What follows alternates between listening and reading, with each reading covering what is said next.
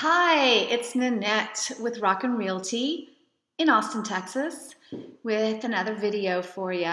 And today's topic is appraisals. Such a mystery, appraisals. It can be a very confusing thing, and a lot of people don't really know what they are.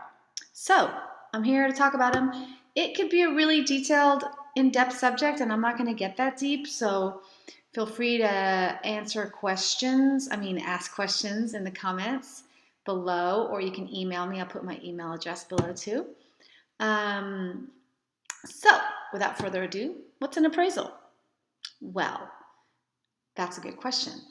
It is a value of the home that is done by an appraiser that is certified, and it is a requirement from your mortgage lender when you're getting a loan to buy a house. A lot of people get really confused about appraised value. They think it's the same as the tax appraisal that your property taxes are based on, and it's not. You cannot use that value to just assess the value of a home. It's quite a different process. That's a whole other story. And a lot of people think they've had an appraisal when their agent has done a CMA, or comparative market analysis, to price a home. They're pretty similar. The realtors and the appraisers use some similar criteria, but the realtor CMA is not, I hate it when I forget to turn my ringer off. The realtor CMA is not an official appraisal document. Like I said, they're done with similar criteria, and they both can be pretty subjective, and they both also include some hard and fast facts. So let me turn my ringer off. So that's what an appraisal is, and it's required. Another question people often have is who orders it and who pays for it. Those kind of go hand in hand. It is ordered by your lender when you're buying a house. It's required by them so that they ensure that the loan they're offering you meets the value of the house. So it's they cannot give loans for an amount more than a house is worth. So this is why they have to do it, and why you need to do it when you're buying a house. And it's paid for by the buyer.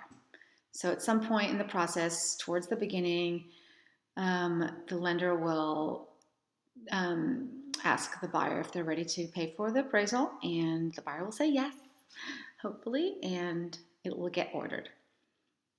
And it's this is kind of like the mysterious big secret, is that you cannot pick the appraiser. The lender cannot pick the appraiser. They have a database of companies, and they submit the request, and it just gets chosen, and so you don't know who you're going to get. And this is for safety reasons and liability reasons. So that's that question, and I think I have a list of other questions. Oh yeah.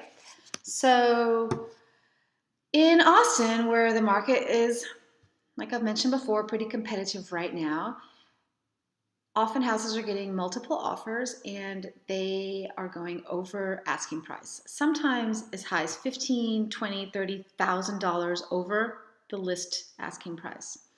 This can cause some appraisal problems because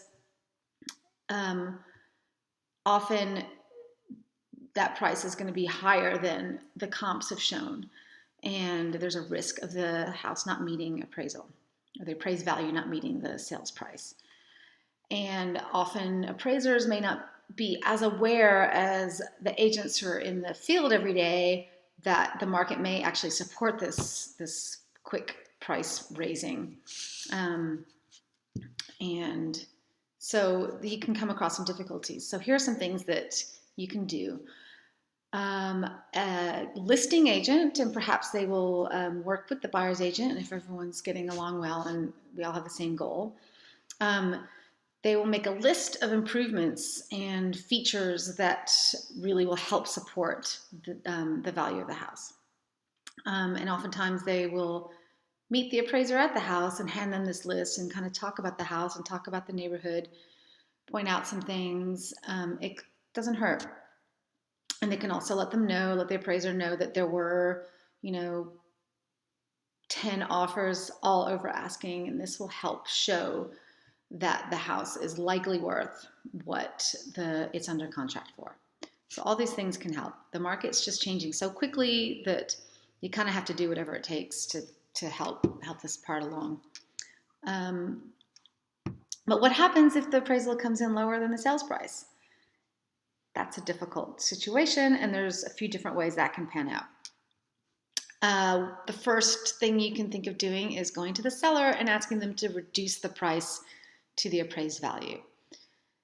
You know, they're going to have to try to sell it again if they don't do this. It might still not appraise. It might even appraise lower. You never know which appraiser you're going to get. So there, you know, that is an option, but the seller may not agree to that. So you may have to back out if there's really, you come to a full stop there. Other scenarios, if the buyer has some more cash than you had been planning to put down, you can bring cash into the contract to meet the appraised value, to bring up the cash down amount and make the loan amount meet the appraised value.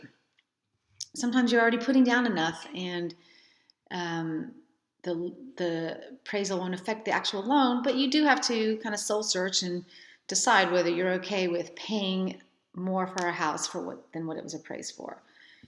Usually, if it's not a huge difference, I tend to think that's okay, because really you're buying a home and it's going to be something you're going to love and live in for a long time and make your own.